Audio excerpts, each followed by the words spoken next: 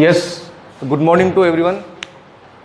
हमने कल जो क्लासेस में हमने ख़त्म कर चुके थे हम ऑस्मोसिस, नेक्स्ट है प्लाज्मोलाइसिस। देखना यहाँ पे क्या होता है plasmolysis.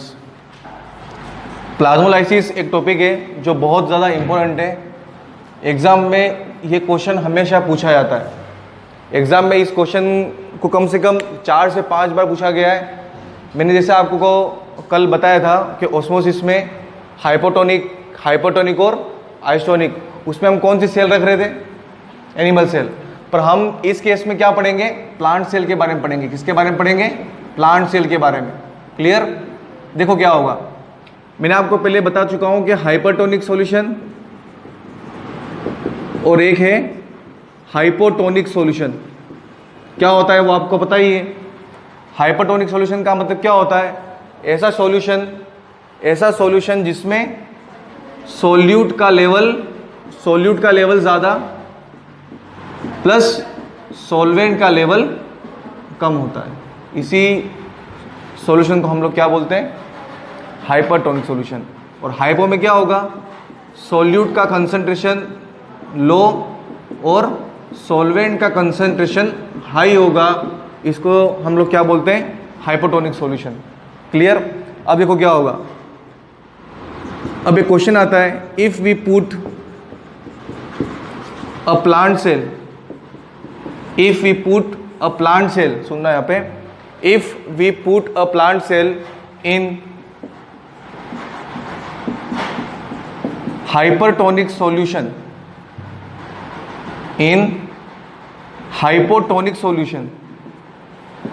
Hypotonic solution, then what effect occur on plant cell? एक क्वेश्चन ये आता है। एक सेकंड क्वेश्चन क्या आएगा आपके? if we put a plant cell in hypertonic solution, then what effect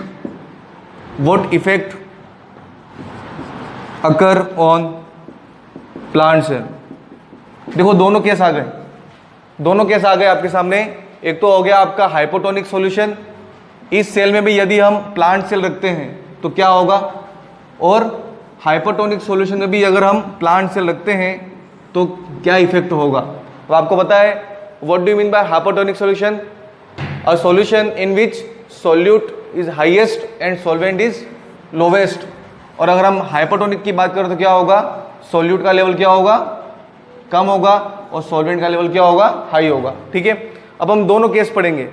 first case क्या हो गया कि प्लांट सेल को हम किस में रख रहे हैं? हाइपोटोनिक में। तो बताओ मुझे क्या होगा। देखो यहाँ पे हम केस फर्स्ट पढ़ रहे हैं। केस फर्स्ट, इस केस फर्स्ट में क्या होगा? ये मान लो कि आपके सामने क्या है? कौन सा सॉल्यूशन है ये मान लो आपके सामने हाइपोटोनिक है। क्या है? हाइपोटोनिक सॉल्यूशन है। क्या है ये? Hypotonic solution. अब हाइपोटोनिक सॉल्यूशन क्या होगा? हाइपो का मैंने आपको बता दिया है, सॉल्यूट का क्या है? ज़्यादा है, सॉल्यूट क्या है? कम है, और सॉल्वेंट ज़्यादा है। देखो यहाँ पे मैंने रख दी प्लांट सेल। क्या रख दी? Plant cell. कौन सी सेल है ये? Plant cell.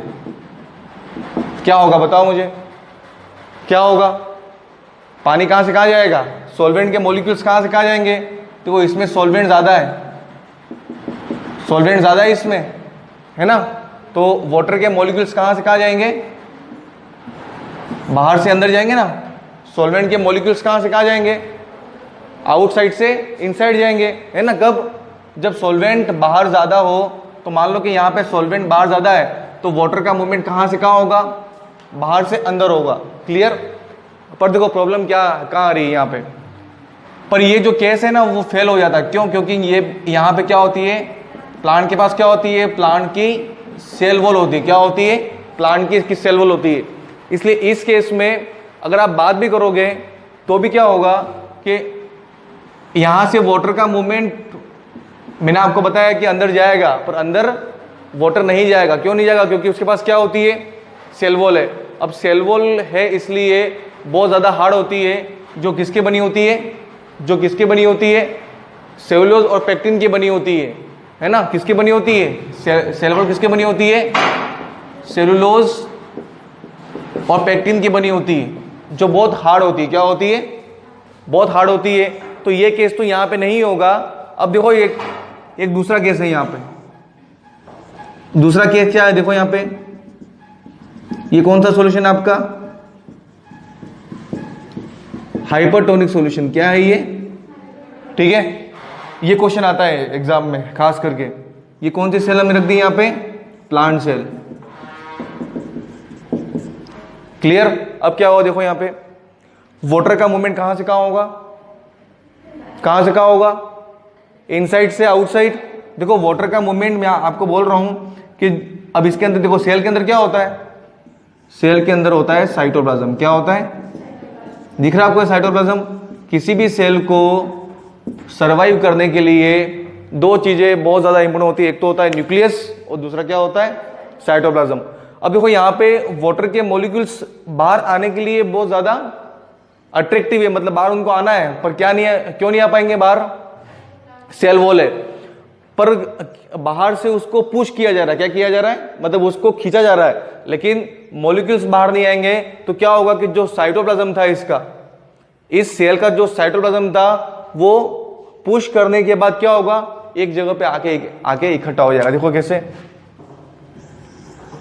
एक जगह पे आके इकट्ठा हो जाएगा। ये इस तरह से यहाँ पे पहले जो आपका स्कैटर फॉर्म में था, जो साइटोप्लाज्म पहले आपका किस में था, स्कैटर फॉर्म में था, वो क्या हो जाएगा, एक जगह पे आकर गैदरिंग हो जाएगा। और इसी प्रोसेस को हम लोग क्या बोलते हैं, प्लाज्मोलाइसिस। नाम से क्लियर देखो, प्लाज्मोलाइसिस मतलब प्लाज्मा। प्लाज्मा क्या है, ये फ्लूइड है, सेल का फ्लूइड क्या है, साइटोप्लाज्म। साइटोप्लाज्म को ही बोलते हैं हम प्लाज्मा। और प्लाज्मा का क्या हो गया है, लाइसिस। लाइसिस का मतलब होता है फटना, पर यहाँ पे फटने से मतलब नहीं है। यहाँ पे क्या होगा कि जो साइटोप्लाज्म पूरे सेल में चारों ओर अपने पेरिफेरी और सेंटर जहाँ पे स्कैटरिंग था, अब क्या हो गया, यहाँ पे एक साइड में आके एक कोने में क्या हो गया, इकट्ठा हो गया। और इसी प्रोसेस को हम लोग क्या बोलते हैं, प्लाज्मोलाइसिस। क्लियर, इतना क्वेश्चन आता ही है, what do you mean bye plasmolysis. अब ये हो गया आपके सामने। देखो प्लाज्मोलाइसिस का मतलब आपको आ गया समझ में, क्या होता है वो आ गया समझ में। तो प्लाज्मोलाइसिस आपके कब हुआ, सेल को आपने किस में रखा, तो हाइपरटोनिक में, ठीक है ना। देखो लो, ये कभी भी क्या होता है कि प्लांट की जो सेल वॉल है वो आपके सामने दिख रही है, वो बहुत हार्डेस्ट होती है।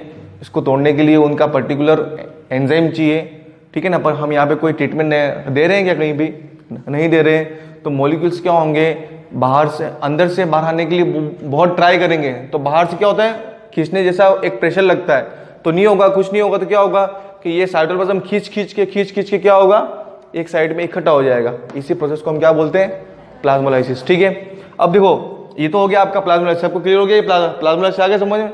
अब देखो यहाँ पे एक और होता है प्रोसेस, डीप्लाज्मोलाइसिस। देखो डीप्लाज्मोलाइसिस का मतलब क्या होता है, सुनना, इसका उल्टा होगा। क्या होगा, इसका उल्टा। अब जैसे ये कोई प्लाज्मोलाइज्ड सेल है, देखो इस प्रोसेस को तो हम बोलते हैं प्लाज्मोलाइसिस। क्या बोलते हैं, और जिस सेल का प्लाज्मोलाइसिस हुआ है उसको बोलते हैं प्लाज्मोलाइज्ड सेल। क्या बोलते हैं, क्लियर। तो अगर देखो स्टार्टिंग में, यदि स्टार्टिंग में जब ये सेल का प्लाज्मोलाइसिस हो चुका है, अब इस सेल को यदि हम वापस तुरंत हाइपोटोनिक सॉल्यूशन में रखें, किस में रखें, तो क्या होगा, क्या होगा, वाटर कहां से कहां जाएगा, बाहर से अंदर जाएगा तो नहीं, पर क्या होगा, प्रेशर होगा, प्रेशर पड़ेगा।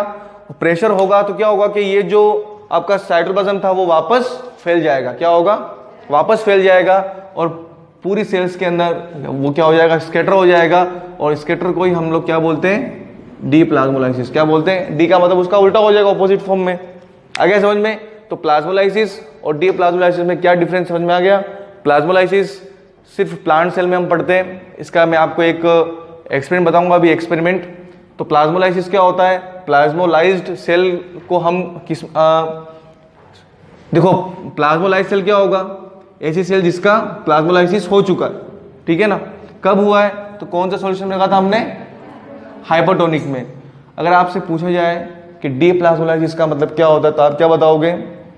प्लाज्मोलाइज सेल को जब हम वापस, ऐसा नहीं कि आपने कोई सेल रखी प्लांट सेल और 2 दिन के बाद उसको इसमें रखोगे तो वो सेल फिर वापस आपके जो मेन कंडीशन है ना, मतलब स्टार्टिंग के फेज में नहीं आएगी वापस, तुरंत जैसे आपने एक सेल को रखा इसमें, ठीक है, उसका क्या हो गया? प्लाज्मोलाइसिस हो चुका उसका। प्लाज्मोलाइसिस होने के बाद आपको लग गया कि प्लाज्मोलाइसिस हो चुका है, मतलब 2-3 घंटे के बाद क्या करो, या 4-5 घंटे के बाद उस सेल को निकालो, आप उसको स्टडी करो कि हाँ इसका साइटोप्लाज्म प्लाज्मोलाइसिस का हो चुका है। तो आप क्या करो कि अगर यदि आपको डीप्लाज्मोलाइसिस का स्टडी करना तो आप क्या करो, इस सेल को आप लोग किसमें रख दो? हाइपोटोनिक में। तो आप किसकी स्टडी कर लोगे? क्लियर हो गया इतना समझ में? देखो इसका एक एक्सपेरिमेंट है, इसका एक एक्सपेरिमेंट भी है हमारे पास। एक लीफ लेंगे हम, उस लीफ का नाम है रोइयो। क्या नाम है? रोइयो लीफ। रोइयो लीफ लेंगे। ये जो लीफ होती है, ये मान लो कि ये एक लीफ है,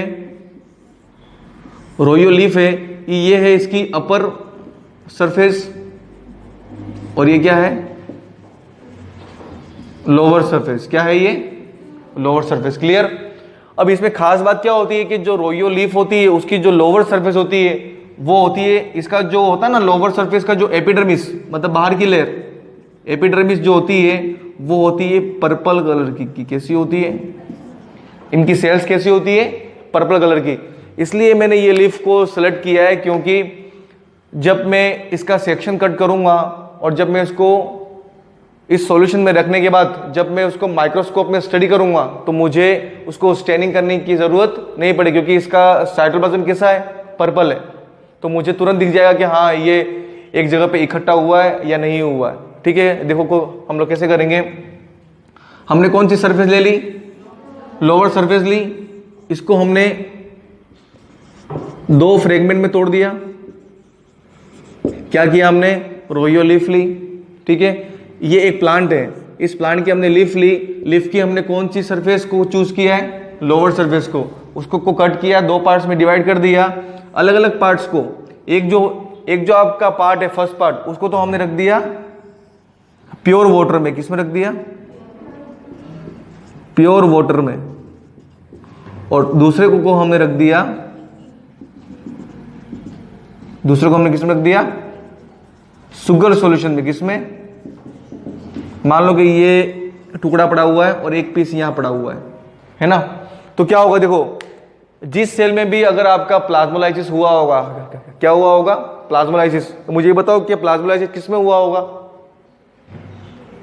प्लाज्मोलाइसिस किस में हुआ होगा? प्योर वाटर में तो नहीं होगा क्योंकि प्योर वाटर तो बाहर से अंदर जाएगा, उसमें तो मतलब ही नहीं है। इस सेल में हुआ होगा। क्या हुआ होगा? इस सेल में देखो, इस सेल में क्या है? शुगर सॉल्यूशन है, मतलब इसमें क्या है? सॉल्वेंट कम है। क्या है? सॉल्वेंट कम है ना। तो वाटर का मूवमेंट कहाँ होगा? बाहर होगा।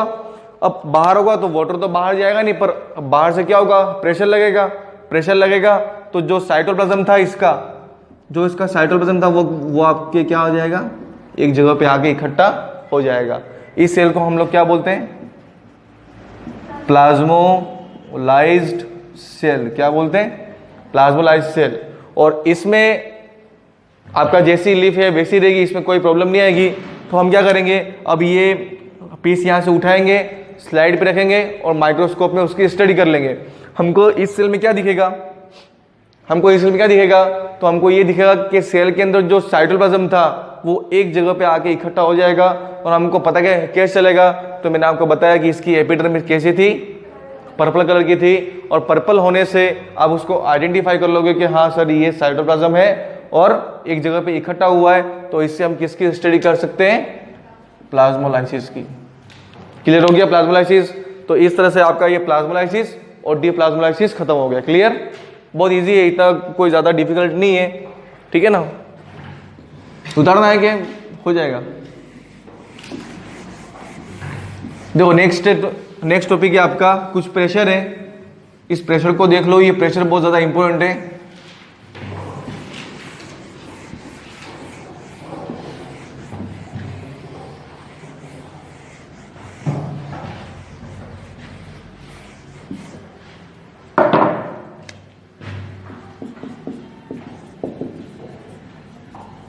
डिफरेंट टाइप्स ऑफ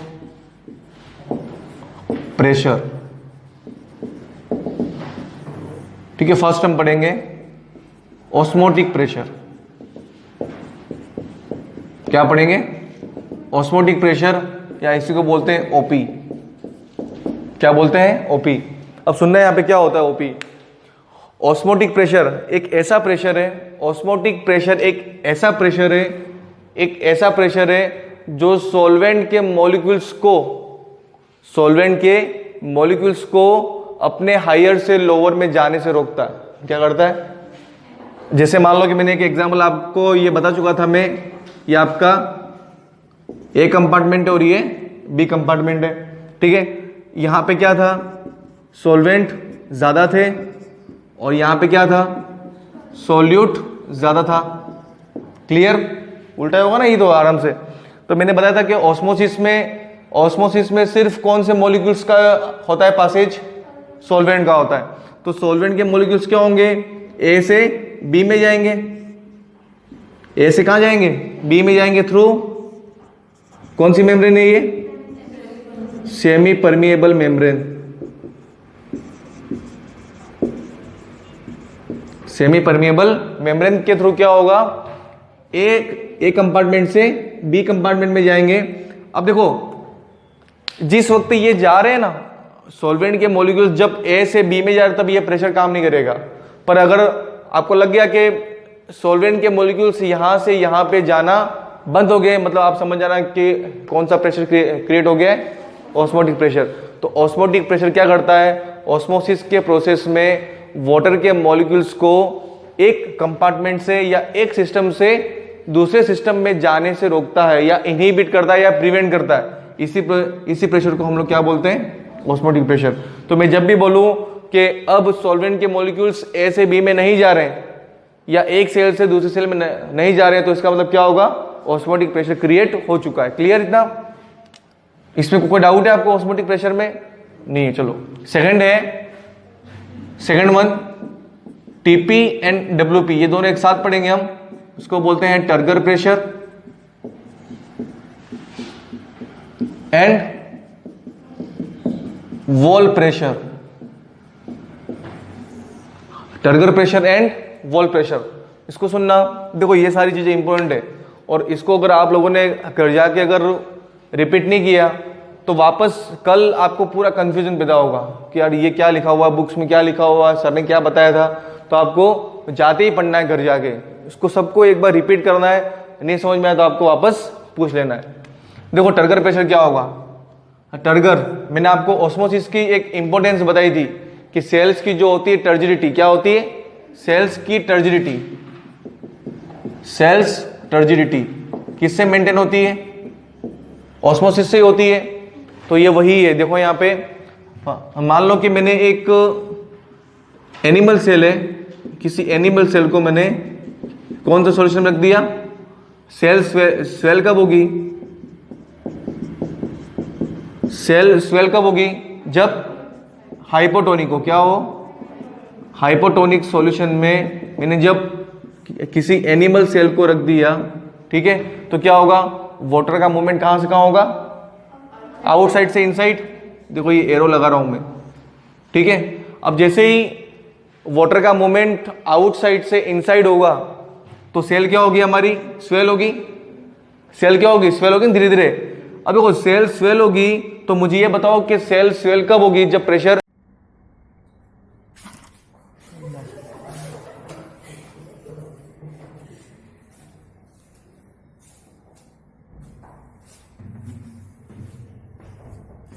तो हम लोग क्या पढ़ रहे थे? ऑस्मोटिक प्रेशर हो गया, टीपी हो गया, डब्ल्यूपी हो गया, ठीक है ना। अब तो नेक्स्ट है आपका फोर्थ प्रेशर है। वापस से एक बार कर लेता हूं, देखो क्योंकि उसमें शायद लिखा नहीं हुआ होगा। ऑस्मोटिक प्रेशर क्या होता है? ऐसा प्रेशर जो सॉल्वेंट के मॉलिक्यूल्स को एक सिस्टम से दूसरे सिस्टम में जाने से रोकता है, या आप बोल सकते हो ऐसा प्रेशर जो सॉल्वेंट के मॉलिक्यूल्स को एक सेल से या उसके हायर कंसंट्रेशन से लोअर कंसंट्रेशन में जाने से रोकता है। इस प्रेशर को हम लोग क्या बोलते हैं? Osmotic pressure. सेकंड क्या होगा? टीपी। ऐसा प्रेशर जो हमेशा बाहर से अंदर की ओर लगता है, आउटसाइड से इनसाइड लगता है, ऐसे प्रेशर को हम लोग क्या बोलते हैं? टीपी बोलते हैं। क्या बोलते हैं? टीपी। अगर टीपी लग रहा है इसलिए क्या हो रही है? सेल क्या हो रही है? आपके स्वेल हो रही है। और सेल क्या जाएगी कि मैं खुद ही बस नहीं हो जाऊं या फट नहीं जाऊं या बस करे ना, उसको बोलते हैं बस। ये नहीं हो जाओ तो क्या होगा कि जो सेल होती है वो अंदर से बाहर की ओर एक प्रेशर क्रिएट करती है और अप्लाई करती है। इसी प्रेशर को हम लोग क्या बोलते हैं? Wall pressure. टीपी और डब्ल्यूपीपी, जो टीपी है और डब्ल्यूपी है वो क्या है? एक दूसरे का ऑपोजिट है। क्या है? ये सेल है आपके सामने, ठीक है ना, बाहर से अंदर क्यों लगेगा आपका टीपी? क्या लगेगा? टीपी। और बाहर अंदर से बाहर कौन सा लगेगा? डब्ल्यूपी। क्लियर? तो ये हो गया आपका 3 प्रेशर हो गए, ऑस्मोटिक प्रेशर, टर्गर प्रेशर और वॉल प्रेशर। क्लियर हो गया एकदम? अब फोर्थ और मोस्ट इंपोर्टेंट है डीपीडी। फोर्थ है आपका डीपीडी, बहुत इंपोर्टेंट है। एग्जाम में इसकी फुल फॉर्म भी पूछी जाती है, एक बार पूछी थी पहले, अब तो नहीं पूछते हैं, तो क्वेश्चन यही से आएगा। देखो फोर्थ है आपका डीपीडी। डीपीडी, डीपीडी की फुल फॉर्म क्या होती है? देखो यहाँ पे डिफ्यूजन प्रेशर डेफिसिट। डेफिसिट का मतलब होता है कमी। क्या होना है? कमी होना, मतलब बहुत ज्यादा कम हो जाता है। देखो यहाँ पे क्या होता है, मान लो कि ये बीकर है या फिर एक पात्र पड़ा हुआ है, इसमें हमने फिल किया है प्योर वाटर। क्या फिल किया है? तो आप समझ जाना आज से, यदि अगर ये प्योर वाटर है तो प्योर वाटर का हमेशा डीपी, क्या डीपी, डीपी का मतलब होता है डिफ्यूजन प्रेशर, क्या होता है? हाईएस्ट होता है। क्या होता है? हाईएस्ट। अगर आपसे पूछे कोई डीपी सर हाईएस्ट कब होगा, तो प्योर वाटर का डीपी क्या होता है? हाई होता है। ठीक है, अब देखो यहाँ पे सुनना है, यहाँ पे जैसे जैसे मैं इसमें सोल्यूट ऐड करता जाऊंगा, सोल्यूट में या तो आपका क्या क्या आ जाएगा, या तो सोल्ट आ जाएगा या फिर शुगर सोल्यूशन आ जाएगा या शुगर आ जाएगा। तो मैं इसमें यदि क्या ऐड कर दूं? सोल्यूट अगर ऐड कर दूं तो क्या होगा? धीरे धीरे क्या होगा? इस सॉल्यूशन का क्या होगा? डीपी कम होता जाएगा। मतलब आपके दिमाग में एक चीज आज क्लियर हो गई कि सर प्योर वाटर का डीपी क्या होता है? हाईएस्ट होता है, और सॉल्यूशन का डीपी क्या होता है? कम होता है। सॉल्यूशन क्यों बोला है मैंने? क्योंकि सॉल्यूट हम यहाँ पे ऐड कर रहे हैं तो धीरे धीरे ये क्या बनता जा रहा है? सॉल्यूशन बनता जा रहा है। क्या बनता जा रहा है? आपको, आप लोग जानते हो सॉल्यूट और सॉल्वेंट मिलाकर क्या बनता है? सॉल्यूशन बनता है, नहीं बनता है?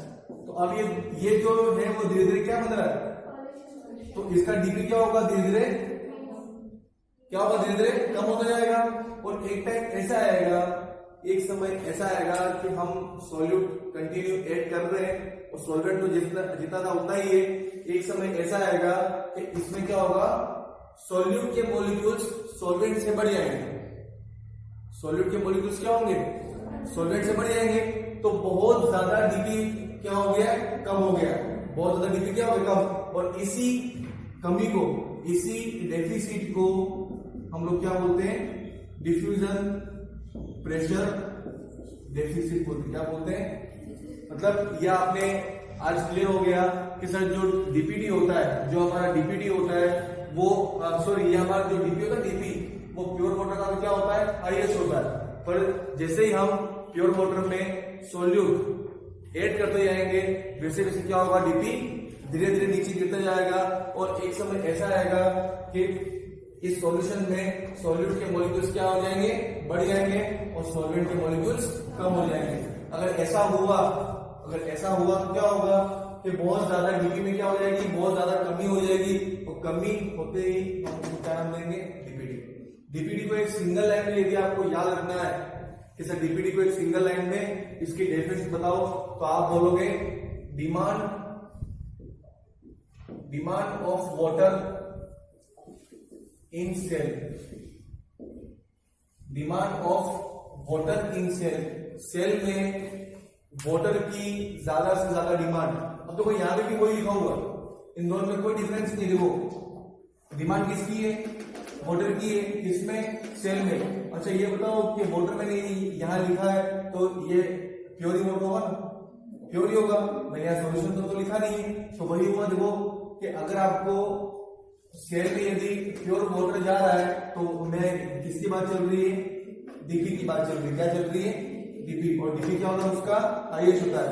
अगर सेल में आपका क्या जाएगा, वाटर जाएगा, तो पहले से जो भी सॉल्यूट या सॉल्यूशन पहले से अंदर है वो भी क्या करेंगे, आपका डीपीडी को ही डिफाइन करेंगे। क्या करेंगे, अलग क्या समझ में, ये चीज समझ में क्या पाएगी नहीं है। यहाँ पे डेफिसिट मैंने क्यों बोला, क्योंकि बहुत ज्यादा डीपी नीचे गिर गया, इसलिए क्या हो गया, बहुत ज्यादा डीपी नीचे गिर गया, इसलिए मैंने आपको क्या बोल दिया, डीपीडी बोल दिया। आगे समझ में, डिफ्यूजन प्रेशर डेफिसिट।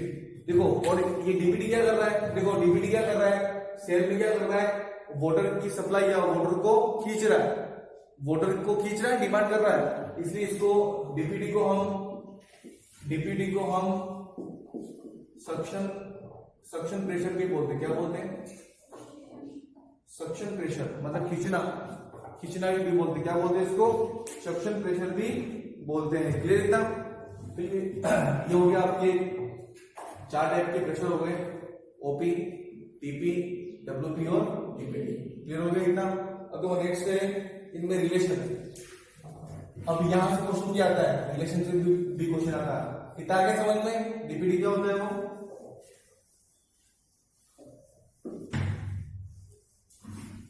आपको घर जाके एक बार पढ़ना पड़ेगा, ये सब तो ही समझ में आएगा, वरना समझ में नहीं आएगा।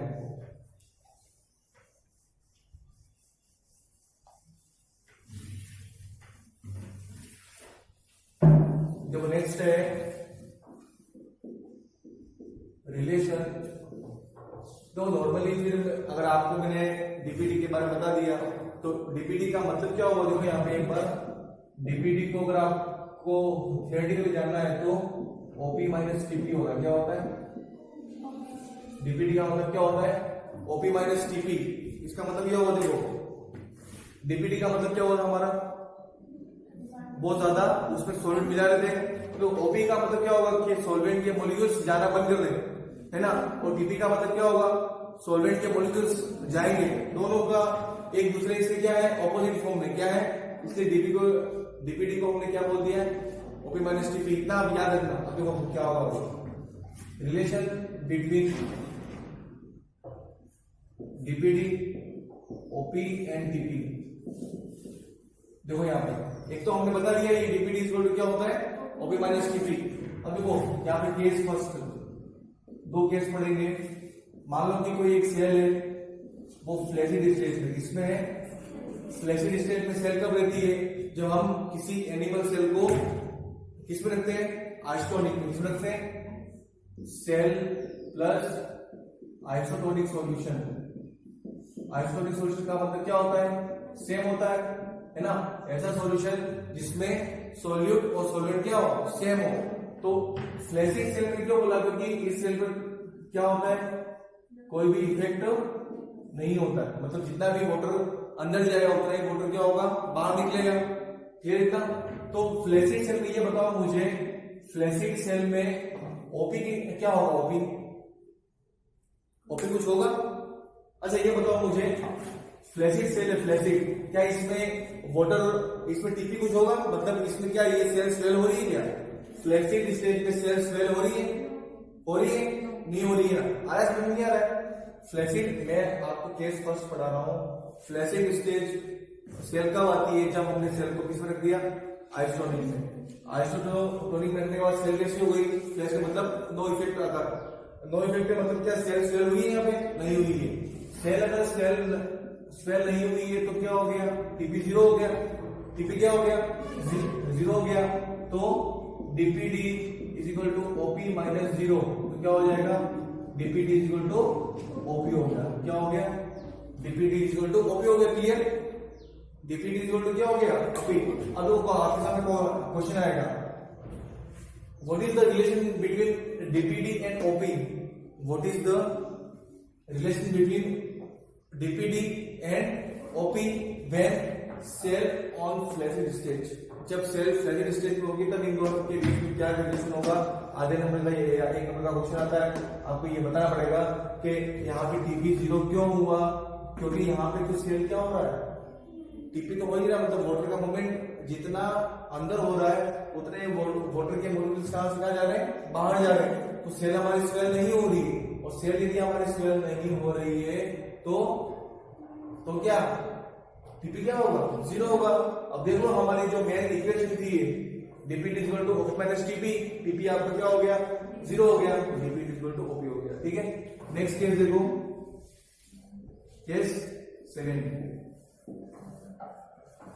अब देखो मैंने ये जो फ्लैसिड सेल थी, फ्लैसिड सेल थी, जो फ्लैसिड सेल थी उसको मैंने ऐसे सॉल्यूशन में रखा जिससे क्या होगी, सेल स्वेल होगी। अब बताओ सेल स्वेल कब होगी, हाइपोटोनिक में। तो मैंने इस सेल को मैंने कहा रख दिया, हाइपोटोनिक सॉल्यूशन में। बताओ मुझे किसमें रख दिया मैंने इसको, कौन सी से, मतलब इस सेल को मैंने किसमें रख दिया, बताओ क्या होगा, क्या होगा, सेल पे क्या होगा, अगर मैंने सेल रख दी हाइपोटोनिक में तो बताओ सेल क्या होगी, स्वेल होगी, देखो सेल तो होगी स्वेल। अब मुझे ये बताओ कि सेल स्वेल होगी मतलब क्या, सॉल्वेंट के मॉलिक्यूल्स बाहर से अंदर जा रहे हैं, बाहर से अंदर जाएंगे तो भी क्या होगा, स्वेल होगी ना।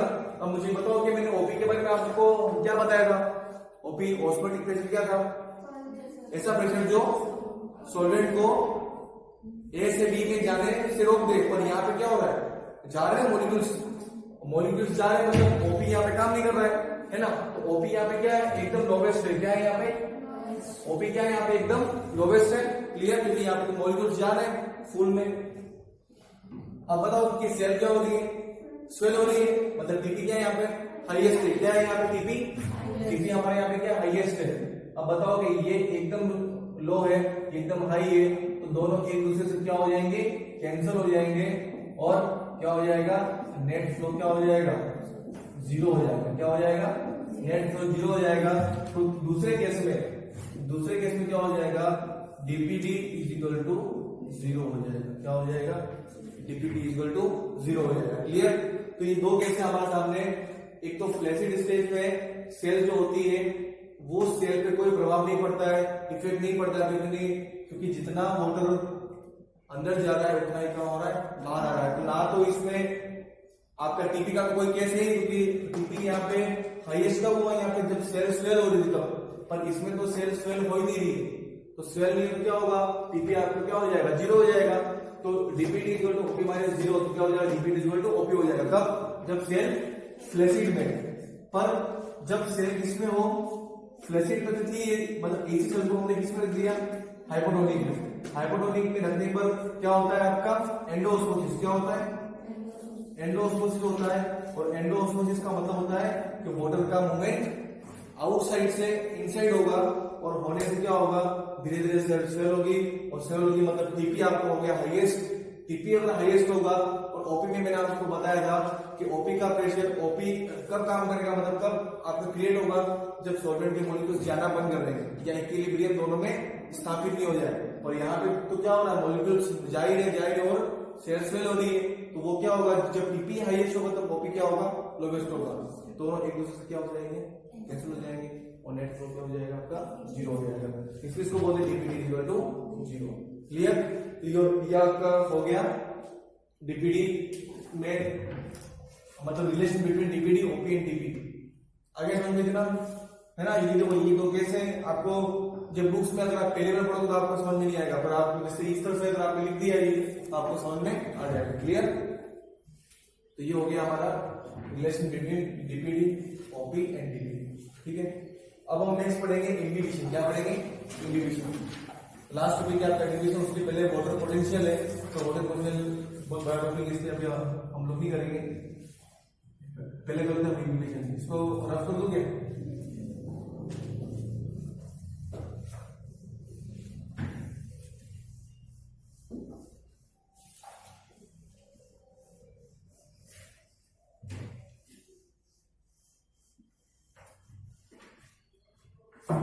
नेक्स्ट है आपका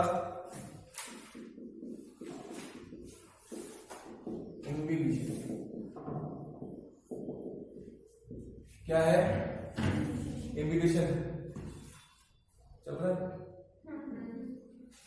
तो इन्विटेशन का मतलब क्या होता है, तो ये टॉपिक आपके डेली रूटीन में भी काम आता है।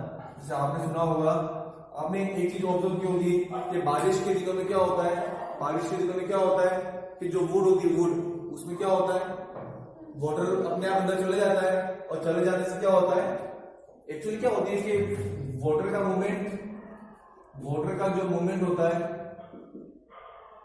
वाटर का जो मूवमेंट होता है वो इनसाइड की ओर क्यों होता है, क्योंकि उनका नेचर क्या हो जाता है, कोलॉइड नेचर। क्या हो जाता है, कोलॉइड नेचर होने से जो सॉलिड मॉलिक्यूल होते हैं, ये क्या है आपका सॉलिड मॉलिक्यूल्स ही है। इसकी डेफिनेशन क्या होगी एग्जैक्ट, तो ट्रांसफर या movement of water into solid molecules. Solid molecules क्या करते हैं, वाटर को एब्जॉर्ब कर लेते हैं। क्या करते हैं, एब्जॉर्ब करते हैं कंटिन्यूअसली। अगर उनके अंदर पानी गिरता है वुड में, तो क्या होगा कि जो कोलॉइड पार्टिकल होते हैं, कोलॉइड पार्टिकल या फिर जो सॉलिड मॉलिक्यूल्स होते हैं, वो क्या करते हैं, वाटर को एब्जॉर्ब कर लेते हैं, जिससे वो क्या हो जाती है, जो वुड होती है वो क्या हो जाती है, स्वेल हो जाती है। जिससे आपने देखा होगा कि बारिश के दिनों में गेट अटक जाते हैं, गेट होते हैं वो बराबर फिट नहीं हो पाते हैं, या फिर बहुत ज्यादा प्रेशर लगाने के बाद बंद होते हैं। तो वो प्रोसेस क्या है आपका, इन्हिबिशन। क्या है, इन्हिबिशन। एक्चुअली क्या होता है कि वुड की जो, वुड के अंदर, वुड की जब हम देखते हैं, तो मैंने आपको बताई थी कि आपकी जो होती प्लांट, उसमें क्या होती, सेल वॉल तो होती है ना, प्लांट में क्या होती है, तो प्लांट में मैंने आपको बताया था 11th में, एक तो होती है प्राइमरी सेल वॉल, एक होता है आपका सेकेंडरी सेल वॉल भी होती है। तो ये जो सेल वॉल होती है ना, वो किसकी बनी होती है, तो ये बनी होती है आपकी सेलुलोज और पेक्टिन की बनी होती है। किसकी बनी होती है, इसमें आपका हेमिसेलुलोज भी आ गया, सुबेरिस भी आ गया, ठीक है, लिग्निन भी आ गया, लिग्निन। पर ये जो होते हैं, ये जो होते हैं वो क्या होते हैं, हाइड्रोफिलिक मॉलिक्यूल। क्या है ये, हाइड्रोफिलिक मॉलिक्यूल। अब बताओ मुझे, हाइड्रोफिलिक मॉलिक्यूल क्या होते हैं, ऐसे मॉलिक्यूल जो वाटर लविंग होते हैं। क्या होते हैं, वाटर लविंग। हाइड्रो का मतलब होता है वाटर, और फिलिक का मतलब होता है लविंग। क्या होता है, वाटर लविंग मॉलिक्यूल्स। ऐसे मॉलिक्यूल्स जो वाटर को अट्रैक्ट करते हैं, तो क्या होगा, वाटर उनके पास जाएगा, तो ये क्या कर लेंगे, इनको एब्जॉर्ब कर लेंगे। क्या करेंगे, ये जो दोनों सेल वॉल है, मतलब मैं किसकी बात कर रहा हूँ, वुड की बात कर रहा हूँ अल्टीमेटली, है ना। तो जैसे ये दो होते हैं, ये मॉलिक्यूल्स वो क्या करेंगे, जो वाटर है उनको एब्जॉर्ब कर लेंगे, और एब्जॉर्ब करके ये क्या हो जाएगा, ये स्वेल हो जाते हैं, और इसी प्रोसेस को हम लोग क्या बोलते हैं, इन्हिबिशन। एक एग्जांपल है, एक और एग्जांपल अगर आप देखना चाहो तो राइजिन होते हैं। राइजिन नहीं होते कि हम लोग खाते हैं घर पे, द्राक्ष, डाके बोलते हैं उसको, क्या द्राक्ष बोलते हैं। द्राक्ष को भी हम यहाँ पे एग्जांपल ले सकते हैं। कैसे करोगे, तो वही एग्जांपल है, आप उसको क्या करोगे, एक प्लेट लो, उसमें पानी कर लो, और रात को सारी द्राक्ष अंदर रख दो। क्या होगा, मॉर्निंग को क्या हो जाएगी, वो सारी, मॉर्निंग को क्या हो जाएगी, सारी स्वेल हो जाएगी। तो ये भी एक तरह से किसका एग्जांपल है, इन्हिबिशन का एग्जांपल। याद रहे कि ये जो राइजिन या ये जो वुड जो वाटर को एब्जॉर्ब कर रही है, जो ये वाटर को, जो ये वुड है, वुड वो जो वाटर को एब्जॉर्ब कर रही है, जो वाटर को एब्जॉर्ब कर रही है, वो वाटर कैसा होता है, प्योर होता है। कैसा होता है, सॉल्यूशन को कभी भी एब्जॉर्ब नहीं करेगी। सॉल्यूशन को अगर कोई, अगर यदि मिक्स है, क्या है, मिक्स है, तो वो एब्जॉर्ब बहुत कम करेंगी, या आपकी करेंगे न के बराबर, पर लेकिन ये जो वुड होगी वो इसको करती है एब्जॉर्ब, खास करके प्योर वाटर को ही एब्जॉर्ब करती है। क्या करती है, प्योर वाटर को एब्जॉर्ब करती है। अगर समझ में इतना, अगर ये सॉल्यूशन को करती है एब्जॉर्ब, तो जैसे ही बारिश का सीजन जाता है, तो आपके उसके ऊपर कुछ व्हाइटनेस या फिर कुछ जैसे अगर शुगर का है सॉल्यूशन में, तो कुछ ऐसा जम जाता, पर ऐसा होता नहीं। जैसे बारिश हो जाती है, तो क्या होता है, हमारा नॉर्मल गेट हो जाता है। तो ये क्या होता है, आपका प्योर वाटर को एब्जॉर्ब करता है। इन्हिबिशन हो गया। इन्हिबिशन के देखो कुछ क्या है, सिग्निफिकेंस। क्या है, सिग्निफिकेंस क्या होंगे, तो मैं आपको बता दूं, सिग्निफिकेंस जो हमारा होता है ना, सीड, सीड का जो होता है जर्मिनेशन, क्या होता है सीड का जो होता है जर्मिनेशन, तब सीड का जर्मिनेशन पे जब ये वाटर को एब्जॉर्ब करता है, जब भी सीड का क्या होता है जर्मिनेशन होता है, और जब वो सॉइल से या आसपास जो वाटर को एब्जॉर्ब कर रहा है ना, वो कौन से प्रोसेस से करता है, इन्वेशन से करता है। तो इन्वेशन के थ्रू क्या होता है, सीड भी क्या होता है जर्मिनेट हो जाएगा। अगर सीड अगर जर्मिनेट होगा तो क्या होगा, नया प्लांट बनेगा। तभी आपको, तो ये हो गया आपका इन्वेशन। बहुत इजी टॉपिक है, क्वेश्चन सीधा आता है एग्जाम में। What do you mean by invasion, explain their significance. एक नंबर का या 2 नंबर का क्वेश्चन पूछ लेते हैं। अगर 1 नंबर का आता है तो आधा प्लस आधा उसकी डेफिनेशन का और आधा इसकी सिग्निफिकेंस का, और दो का आता है तो 1 + 1, ठीक है। तो ये हो गया आपका इन्वेशन, ठीक है। तो आज हमने क्या क्या पढ़ लिया, आज हमने पढ़ा, एक तो पढ़ा हमने प्लाज्मोलाइसिस, प्लाज्मोलाइसिस पढ़ा हमने, एक तो हमने पढ़ा प्लाज्मोलाइसिस और डीप्लाज्मोलाइसिस पढ़ा। देखो एक तो हमने पढ़ा आज प्लाज्मोलाइसिस एंड डीप्लाज्मोलाइसिस, क्लियर। दूसरा हमने क्या पढ़ा आज, सारे प्रेशर पढ़े। एक तो पढ़ा ओपी, पीपी एंड डब्ल्यूपी, और मेन पढ़ा था हमने डीपीडी, ठीक है। फिर हमने क्या पढ़ा, रिलेशन पढ़ा किस किस में, डीपीडी, ओपी और पीपी के बीच में पढ़ा। फिर हमने पढ़ा आज इम्बिबिशन। ये लिखना, इतने टॉपिक आज हमने कर चुके हैं। इनमें से क्वेश्चन आते हैं, प्लाज्मोलाइसिस इंपॉर्टेंट क्वेश्चन है, आता है एग्जाम में, ठीक है। डीपीडी के बारे में क्वेश्चन पूछते हैं, इम्बिबिशन के बारे में पूछते हैं, रिलेशन के बारे में पूछते हैं। ये जो आपकी यूनिट है वो 9 मार्क्स की, टोटल यूनिट है 9 मार्क्स की, 9 मार्क्स की यूनिट है। इसमें आपका ये 5th चैप्टर चल रहा है, जो हमारे यूनिट 7 का फर्स्ट चैप्टर है, ठीक है। एक टॉपिक बाकी है वो वाटर पोटेंशियल, वो भी छोटा सा ही है, तो उसको हम कर करेंगे। आज के लिए इतना ही रहेगा, ठीक है। तो ये हो गया आपका आज का पूरा मैटर हो गया, ठीक है। इसको ऑफ कर